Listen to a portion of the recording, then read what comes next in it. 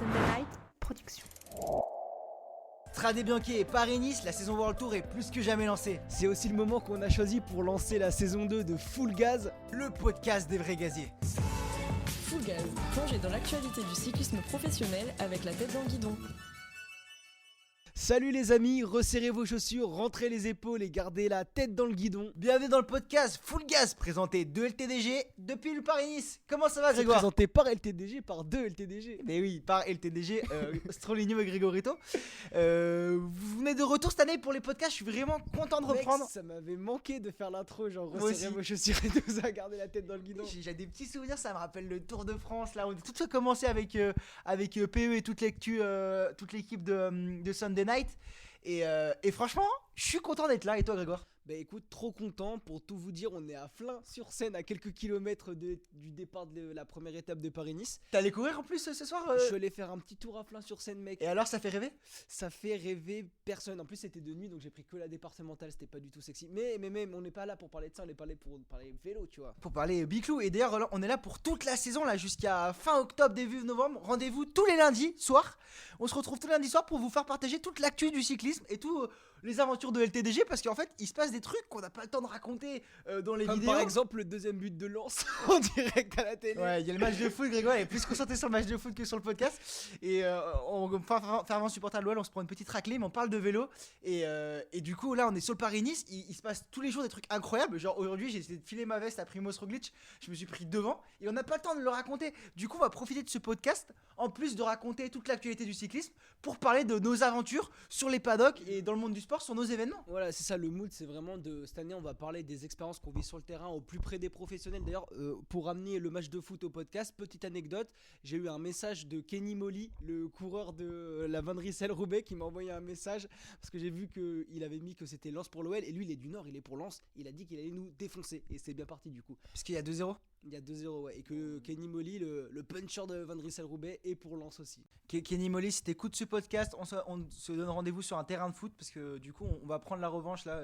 Je pense On l'a fait shooter le week-end dernier et sur l'Ardèche Classique. il joue. Il tâte la balle, ouais. On Ouais. était sur l'Ardèche Classique la semaine dernière et on avait sorti les cages de foot et un petit ballon pour faire taper les coureurs cyclistes. Ouais, et Kenny Molly s'est bien débrouillé. De toute façon, on va le dire. Tous ceux qui veulent retrouver tous ces contenus, rejoignez nos réseaux LTDG Sport, que ce soit sur YouTube, Instagram ou TikTok, et vous allez avoir tous les contenus. Là, on va se concentrer sur l'actu, mais vous avez compris un peu le mood. On est là pour discuter, pour parler vélo, mais de manière détendue et de manière très chill. Et rentrer dans l'intimité des courses cyclisme et aussi du coup nos contacts avec les professionnels, parler un peu résultats, essayer de débattre un peu des courses qui sont en direct. Ouais, c'est un truc qu'on veut pousser aussi cette année. Essayer de faire intervenir des coureurs, des mecs qui font le monde du vélo pour les faire parler autour de la compétition. Je pense que c'est important. Pourquoi pas même pour réfléchir, tu vois, là on a le boîtier, maintenant on a un nouveau boîtier, on a 2000. Ah ouais, ça a progressé. T'as entendu le son gazier? C'est mieux. Tu pourras mettre tes écouteurs sur le vélo, tu pourras quand même entendre même s'il y a trop de vent, tu vois. Ouais, et pourquoi pas, genre, tu vois, l'emmener aussi sur les paddocks et prendre quelques interviews. Ouais, grave. Pour voir comment tu te sens On ce peut le matin, partager ça va dans notre intimité, mais. Tu voulais dire quoi? Ah, Je non, sens qu'il allait dire une bêtise. Oui, j'allais dire une bêtise. Ça intéresse pas les gens, Non, t'as mais trop intimité, ils veulent Oui. l'intimité des coureurs. Ah ok, autant pour moi. Non mais c'est vrai qu'on a des bons contacts avec tous les coureurs. D'ailleurs on peut déjà les couleurs. les coureurs. Et je pense que c'est des trucs qu'on aimerait vous partager un peu. Donc on profite de ce podcast pour vous partager tout ça.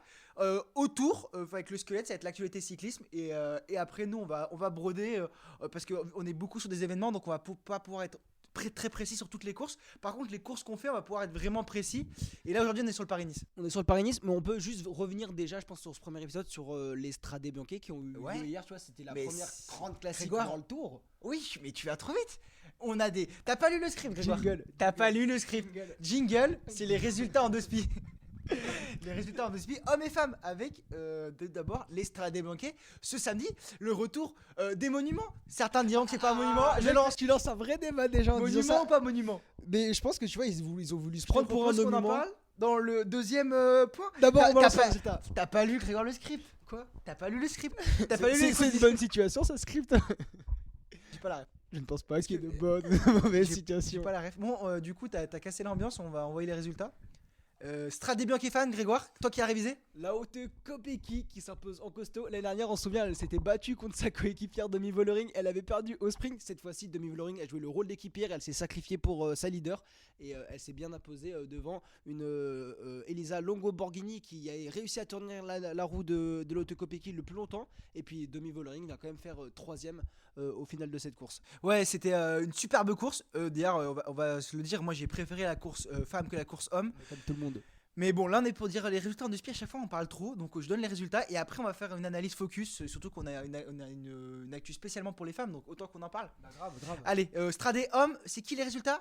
C'est Tadej Pogacar qui a fait la course tout seul. C'est pas vrai. Si, il est parti un peu en avance, je crois. Moi j'ai allumé la télé, il avait 4 minutes d'avance. Est-ce que ça vous est arrivé pareil? J'ai allumé la télé à 14h, à 14h10 la course était pliée.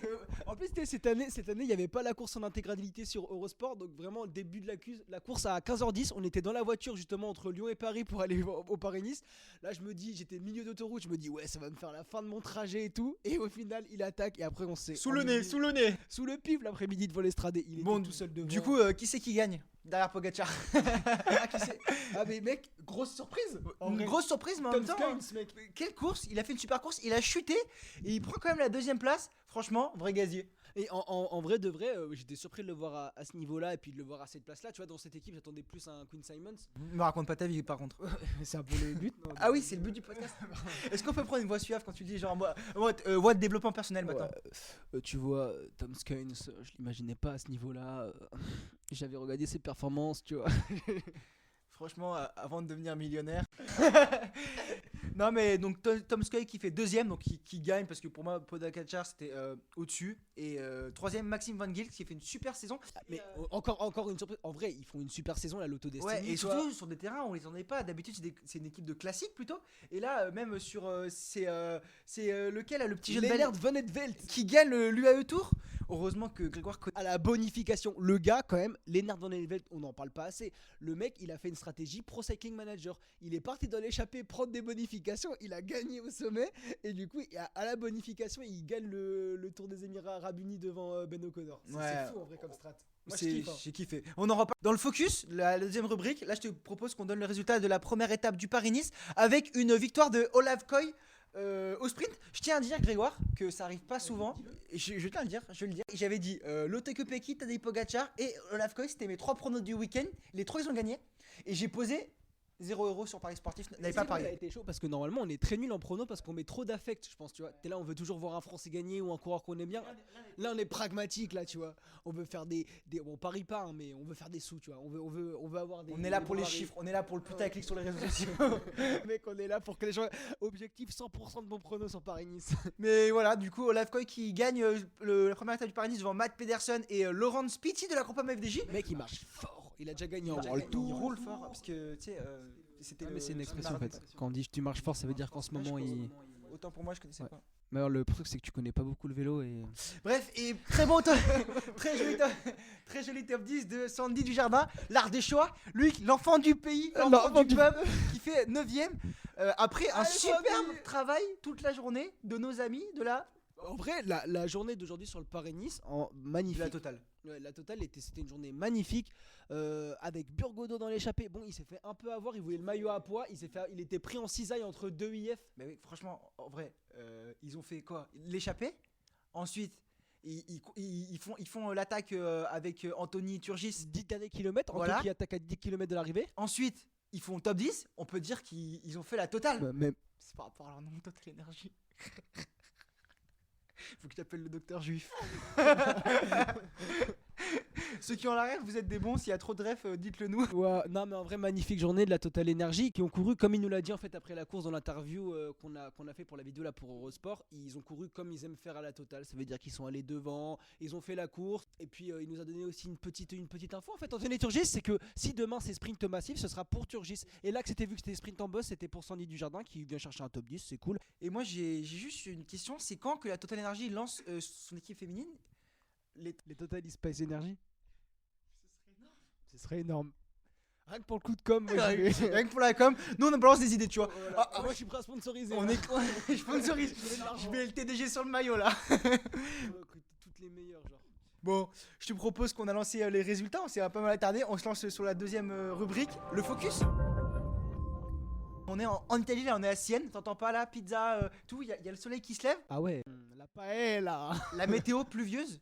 Est-ce qu'elle a fait des siennes, Grégoire? Et tu sais que je sais pas mec, il est dimanche soir, il est 22h, tu m'agaces en fait. Genre j'en peux plus de what. Non mais c'est vrai qu'une météo très pluvieuse, donc c'est une course quand même assez spectaculaire. On a vu notamment des images de chutes avec Paul Magnier et malheureusement Julien Alaphilippe qui enchaînent les chutes. Nos Français n'ont pas eu de chance. On a eu un petit message de Paul, on lui a envoyé un message sur les réseaux, on a pu sympathiser avec lui à Oman et Mais Paul- sur Amstramgram, Ouais, sur Instagram, il est hyper actif. Hein, c'est l'application avec laquelle les jeunes ils postent des vidéos et font des millions de vues. on lui a demandé comment ça allait et il nous a répondu comme un vrai gazier, puisque c'est un vrai gazier. Il a dit quelques points de suture et quelques pizzas, mais ça repart au combat.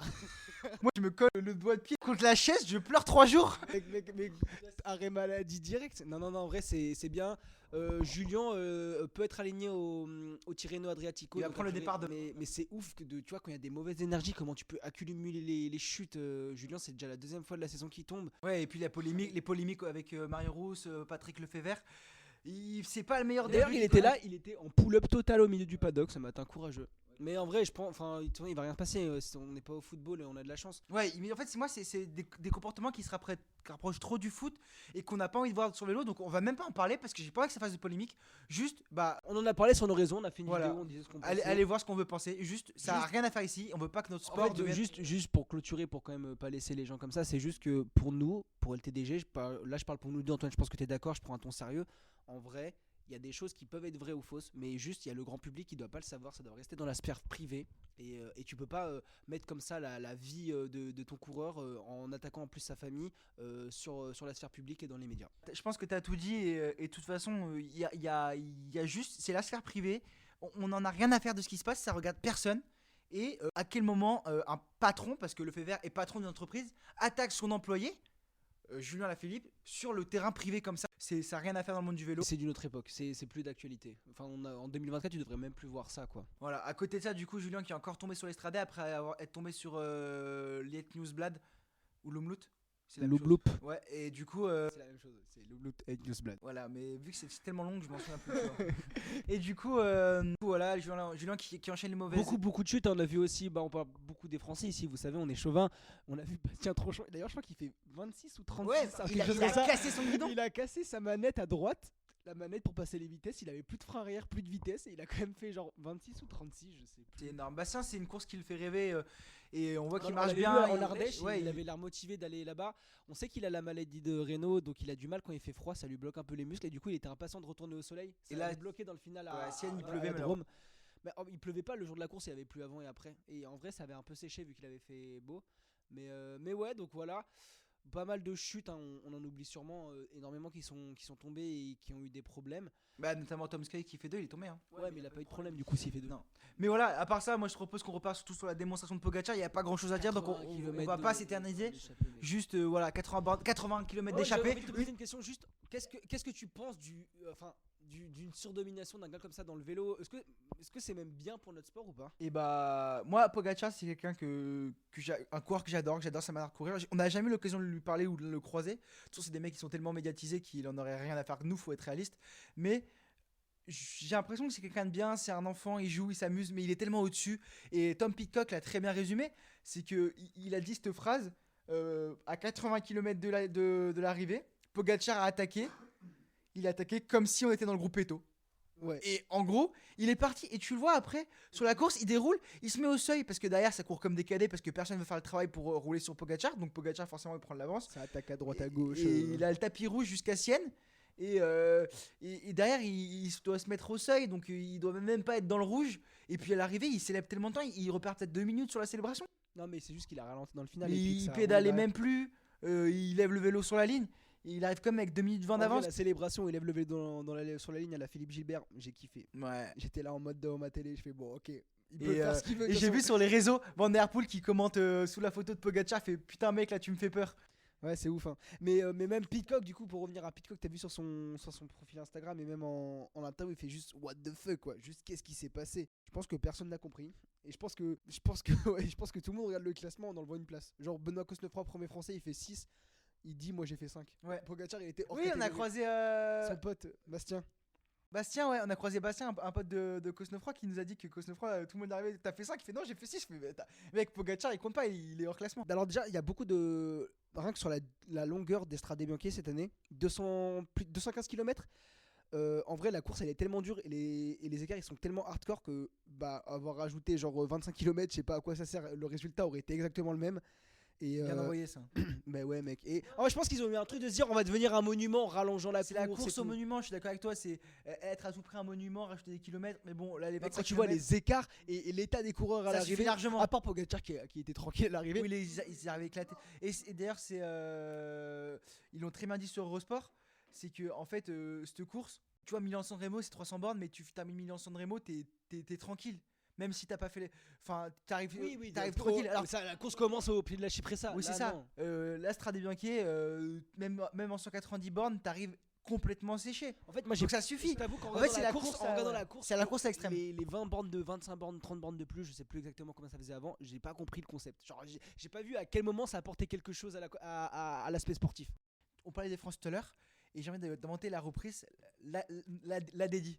Et là, on va dédicacer les Français là, qui ont fait des bons résultats sur les Stradés.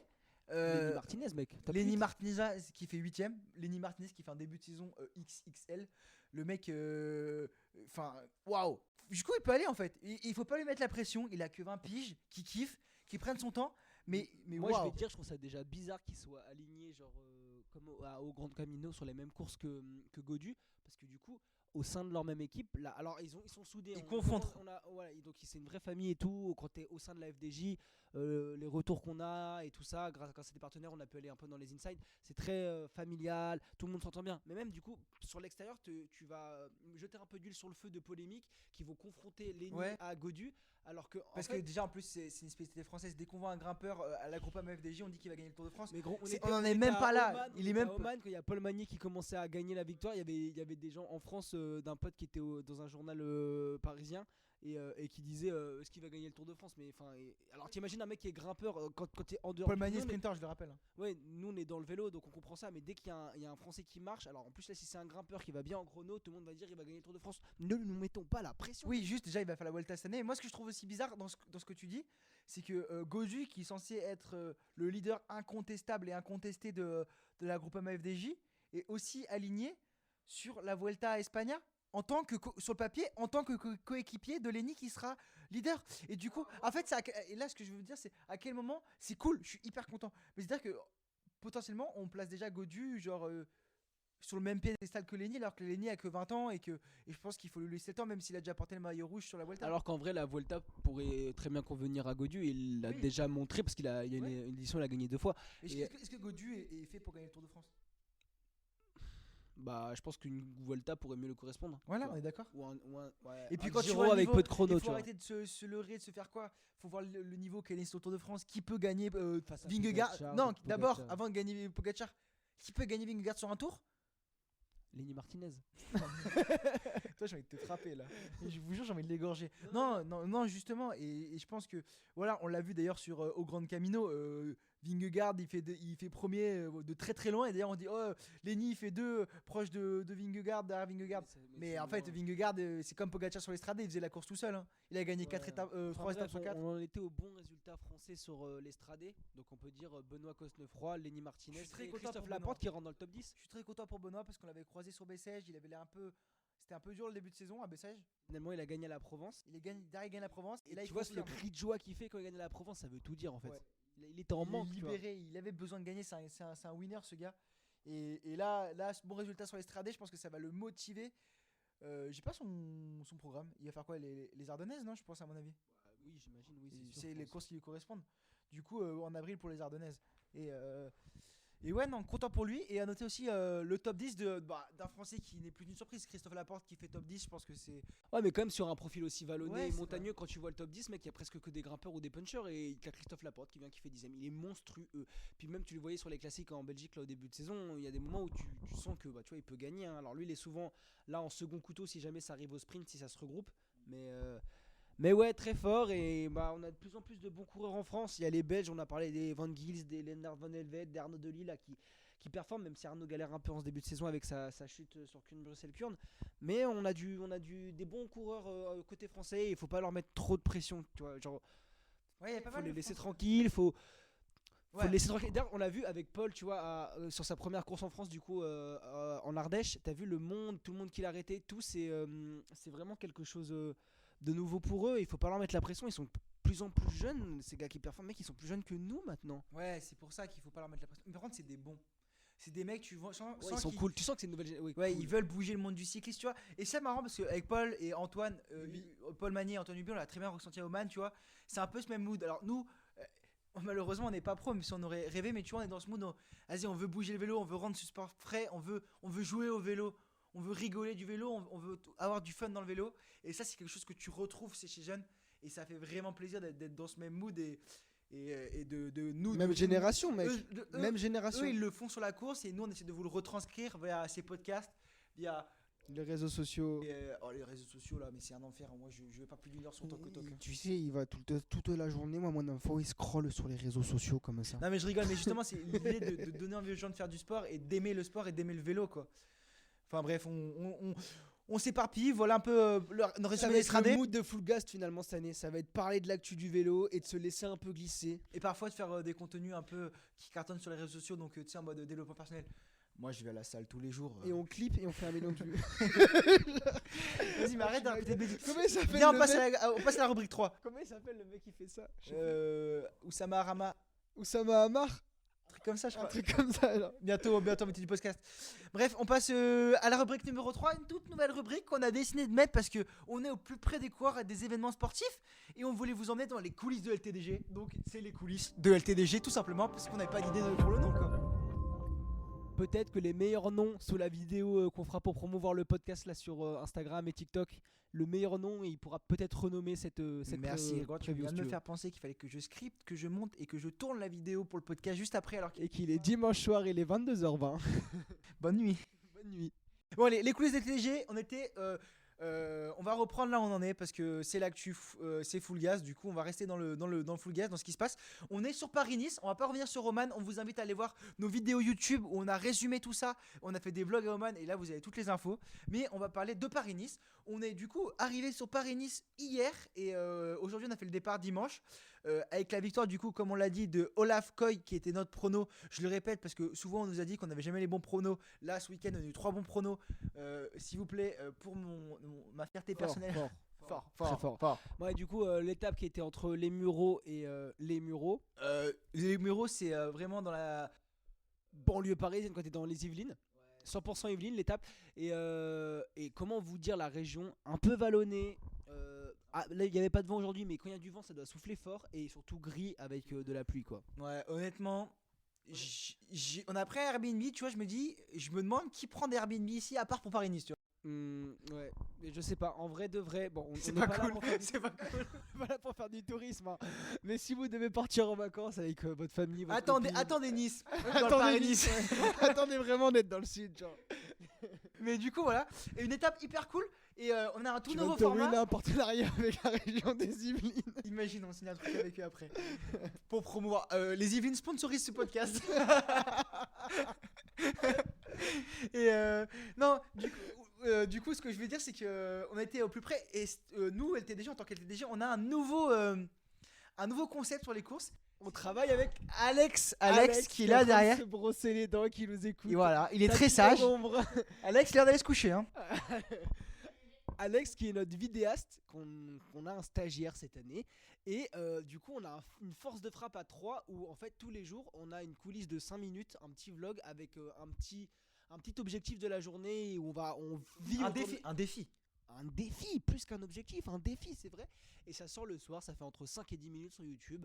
Et c'est un format qu'on veut mettre en point. En plus de nos animations en story, on vous fait vivre la course en journée, toute la story. en story toute la journée. T'es fatigué toi. Je suis fatigué. Et en plus de la vidéo du soir qui est sortie ce soir, on a eu l'occasion de parler du coup avec Anthony Turgis Ouais. qui avait fait ses 10 km d'échappée. Ouais, mais avant de revenir sur Anthony Chourdi, je te propose qu'on reparte du début de la journée ou un peu l'ambiance sur le paddock.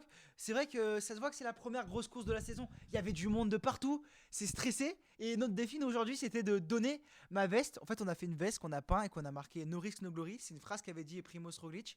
Et du coup, on voulait l'offrir à Primoz. Et là, on s'est rendu compte que bah, c'était différent d'habitude. Qu'est-ce que t'en penses? Bah c'est clair qu'à Oman on avait accès aux coureurs quand on était dans la chambre avec Antoine et Paul. Là bon bah Primoz il fallait passer par l'attaché de presse. Alors on est allé la voir, on a négocié, tout le monde avait l'air trop chaud de la vidéo. Il voulait dire ouais même on cross-post avec la Borans gros sur internet, nanana. Et au final, bah, quand Primoz et Roglic est sorti, quand Primoz Roglic est sorti, il y a eu un gros attroupement autour du bus de la Bora. Il est vraiment attendu, hein, il fait partie des deux grands. Je trouve qu'il se favoris la avec pète Remco. un peu. Non, je rigole. Pas du tout. J'ai trouvé très humble et très gentil. Juste, il comprend rien. Le gars, il est appelé de partout, mec. T'imagines? Il y a des gens qui viennent, ils le touchent. Des gens qui veulent prendre des photos comme ça en rapide. Vraiment respecter les coureurs, demander avant de prendre des photos et de les toucher.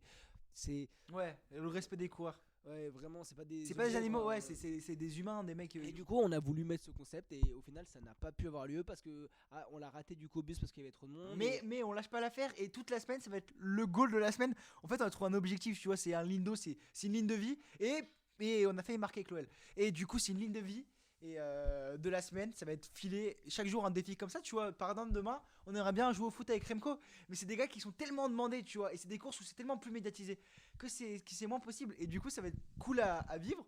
Et surtout ce qui est plus dur c'est que nous les coureurs français on les connaît, ils nous connaissent, on les connaît, du coup c'est un peu plus simple à dire. Aujourd'hui on a vu Anthony Turgis qui nous va arriver avec la bonnette Eurosport. Qui nous a demandé si on était en stage.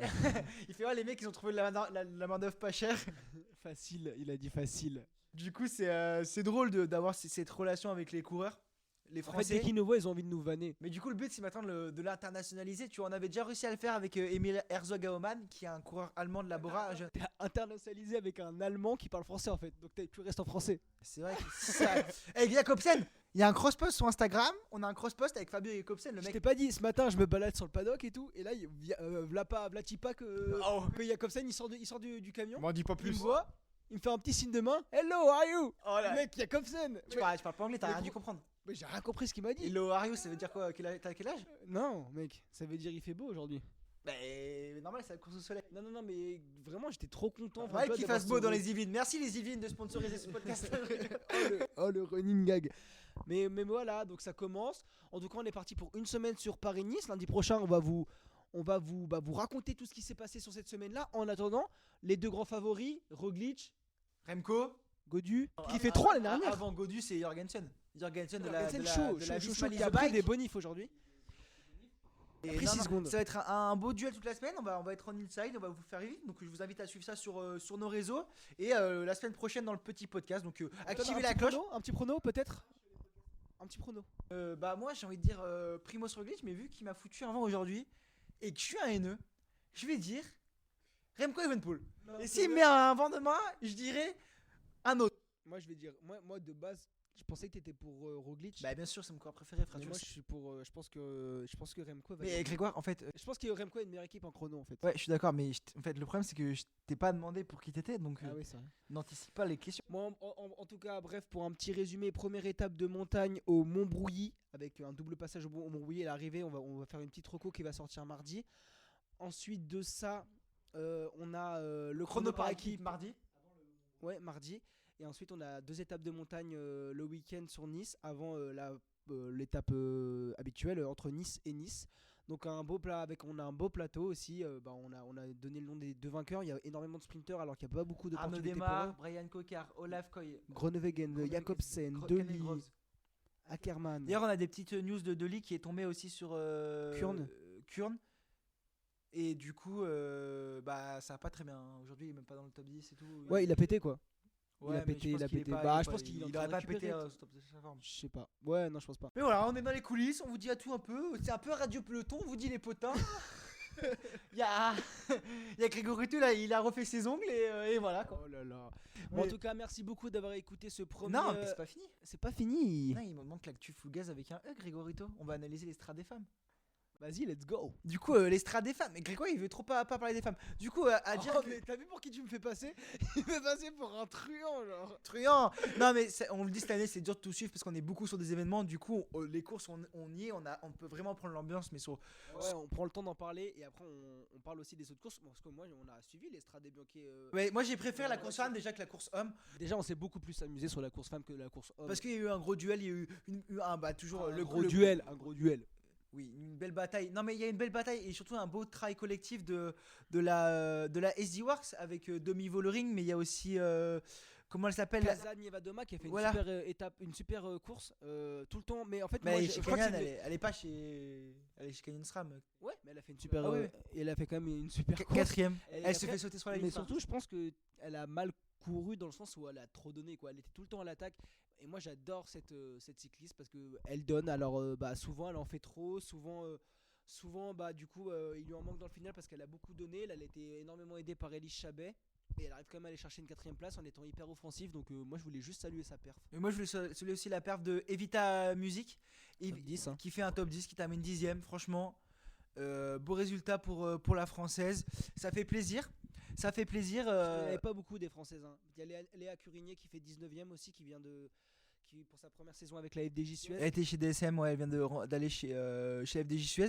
Et non, des belles courses qui annoncent de belles choses pour la suite parce que la suite elle va être costaud aussi pour les filles avec notamment les classiques. Toutes les Ardennaises. Ouais, avant ça les classiques flandriennes hein, avec Bruges de Panne, Gand-Wevelgem et le Tour des Flandres. Et ensuite les Ardennaises, donc il va y avoir une grosse partie en avril. Est-ce qu'on est reparti pour voir une surdomination de la SD Works comme l'année dernière? Moi je pense qu'il y a eu. En fait, c'est même pas une question, c'est que la SD Works ont les deux meilleures coureuses du monde, Lotte Kopecky et Demi Vollering. Et donc je vois pas dans quel monde, on a vu Lotte Kopecky en plus qui commence à gagner en montagne, donc je vois pas dans quel monde elles domineraient pas encore cette année. Elles ont le meilleur collectif et je pense qu'elles vont même Mais surdominer même quand les tu vois classiques. hein. le travail de Niam Fisher Black qui a quand même roulé un bon bout de temps quand ça a cassé là au premier passage de l'ascension. Et puis même Misha Bredewald hein, qui a fait une bonne course, il me semble, qui était devant toute la course. La championne, elle est championne d'Europe ou pas? J'en ai aucune idée Grégoire là, tu m'as posé une Elle est colle. championne d'Europe. Elle est championne d'Europe. Donc voilà un peu le programme, un peu comme les garçons, hein, flandrienne en mars, donc à suivre toujours avec le 21 Bruges de Panne, le 24 Gand-Wevelgem et le 31 mars forcément le Tour des Flandres féminin qui va être incroyable. Et ensuite on enchaîne sur le Paris-Roubaix femmes le 6 avril. Le 6 avril, notez bien cette date, c'est notre anniversaire. Oui, t'as quel âge Parce toi? qu'on est le même T'as jour, 18 Grégoire, ans, on est t'es frères enfant jumeaux. majeur. Mais Oh là oui. là. Je sais pas, on aura 23 ans, ça nous rajeunit pas. Et la barbe n'est toujours pas là, ça fait un peu peur. hein.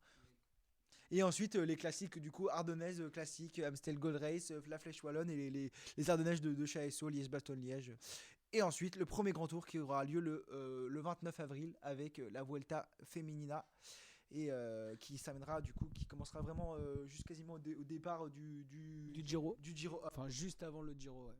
Donc, Donc, il y aura voilà deux le- grandes courses à suivre voilà. en même temps. Voilà le programme des femmes. On vous invite vraiment à aller voir le cyclisme féminin qui parfois mieux regardé que le cyclisme homme, comme cette année sur les. Sera des lâches où la course femme était mieux que la course homme, je suis désolé. Voilà. Et ça, on arrive déjà sur la fin de ce premier podcast de la saison. On va enchaîner après avec du coup, je crois que c'est 32 épisodes, donc vous avez le temps de nous écouter. Ouais, toute la saison. Alors là, c'est les retours, c'était un peu décousu petit à petit. Ça, c'est LTDG aussi. Moi, je kiffe ce concept-là, hein, mais petit à petit, on va aussi se recadrer et tout ça. En tout cas, moi, j'ai trop aimé la façon dont, en fait, on a juste parlé de vélo cette fois, et ça va être vraiment le mood de cette saison du Foot Gaz, en essayant d'avoir des invités et tout ça. Merci beaucoup d'avoir écouté. Et la semaine prochaine, ciao les gaziers.